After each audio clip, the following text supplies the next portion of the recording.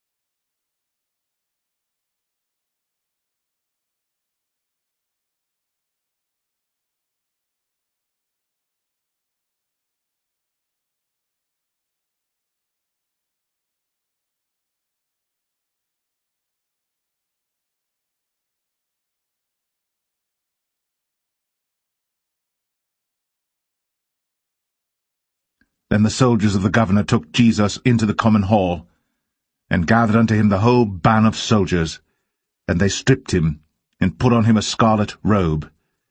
And when they had plaited a crown of thorns, they put it upon his head, and a reed in his right hand. And they bowed the knee before him, and mocked him, saying, Hail, King of the Jews! And they spit upon him, and took the reed, and smote him on the head. And after that they had mocked him, they took the robe off from him, and put his own raiment on him, and led him away to crucify him. And as they came out, they found a man of Cyrene, Simon by name. Him they compelled to bear his cross. And when they were come out unto a place called Golgotha, that is to say, a place of a skull, they gave him vinegar to drink, mingled with gall. And when he had tasted thereof, he would not drink.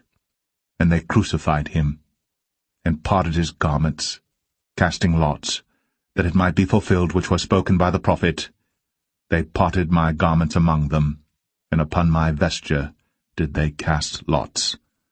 And sitting down, they watched him there. And set up over his head his accusation written, This is Jesus, the King of the Jews. Then were there 2 thieves crucified with him, one on the right hand, and another on the left. And they that passed by reviled him, wagging their heads, and saying, Thou that destroyest the temple, and buildest it in 3 days, save thyself. If thou be the Son of God, come down from the cross. Likewise also the chief priests, mocking him, with the scribes and elders, said, He saved others, himself he cannot save. If he be the King of Israel, let him now come down from the cross, and we will believe him. He trusted in God. Let him deliver him now, if he will have him, for he said, I am the Son of God. The thieves also, which were crucified with him, cast the same in his teeth.